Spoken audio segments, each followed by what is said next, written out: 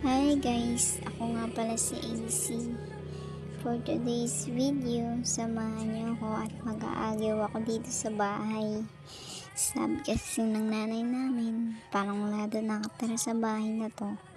Kasi maraming sapot. Kaya ayan, tatanggalin ko na para hindi na magalit yung nanay ko. At ayan nga, muntik pang nalaglag ang auntie nyo. Kayo na nga pala mag-adjust sa video na to guys, kasi nakatagilid yung camera ko nung kinuha ko to. Grabe gali ang lawa di guys. Ara nagkakapuling pa ko sina. So mailonggaw lang ko danay kay natamaranak magtagalog. At yun, tapos na nga pala sa kabila guys, kaya lumipat na rin ako sa kabila. So ayan, medyo mataas-taas din yan. Kaya kapit lang, baka malaglag na naman ako. Ayan, ayun nga pala, napupuwing pala ako dyan guys. Tapos pumapasok sa ilong ko. Kaya ayan, damit ko na lang yung pinang tatakip ko. So grabe, ang taas pala nyan guys. At ayan na nga guys, patapos na pala ako dyan, kaya lumipat na ako sa baba. So ayan, akyat ulit. Hirap ng kulang sa tangkad, no? So ayan, mataas pala yun guys, pero ipipilit ko kasi gusto ko eh. At least pag nahulog ako, dyan lang ako mahuhulog at hindi sa maling tao. Char, tuloy na nga natin paglilinis, dami pang eme-eme. So, malapit na ako matapos dyan guys. At maya maya, bababa na rin ako. Tapos, lilipat na rin ako sa kabila. So, ara gali. Nasakaman ko gyapon niya kay bisan mahumok ng tunong-tungan. Bala na mahulog ah. Katalaka man gali magtinagalog guys no. Nga ilungga ka.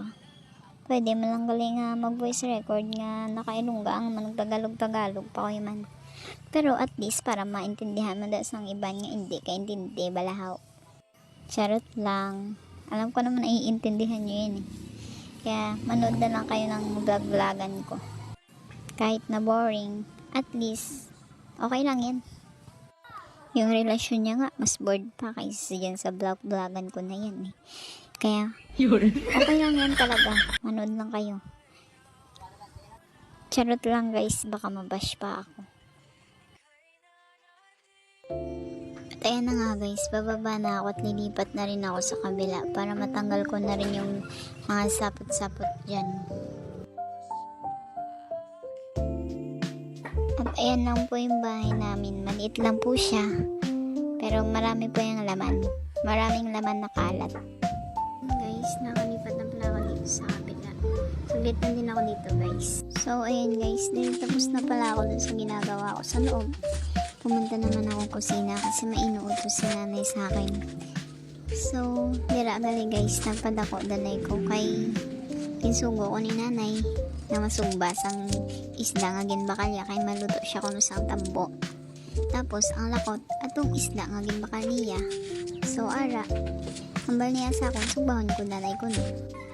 Di kaya okay na siya guys. Ara, nag-isda isugbalan na ko siya. Bisan apoy-apoy pa na, okay lang na. So habang naga-voice record, gali ko subong guys, gawad ka sang amon o tiya. Shout out sa Ming ha.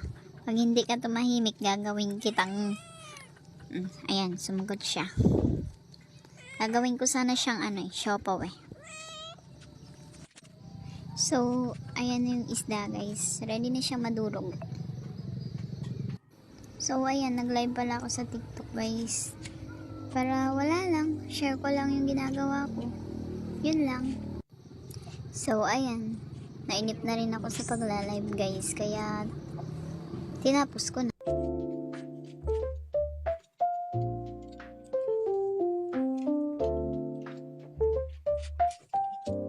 Ayan na nga pala yung isda guys. Luto na siya. Ayan na rin yung tambo ni nanay. Ready to cook na.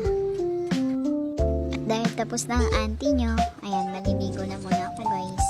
So ayan, pagkatapos ko nga palang maligo, ayan, marami na akong titigrupin kasi kahapon naglaba ako. So ngayon, Tituklupin ko na para wala na akong gagawin mamaya. So, hanggang dito na rin pala ang video na to guys. Salamat ulit sa panunood ng aking vlog-vlogan. Kung na-bored ka, i-escape mo na lang. Kung natuwa ka naman, pakishare na lang din. Thank you sa panunood.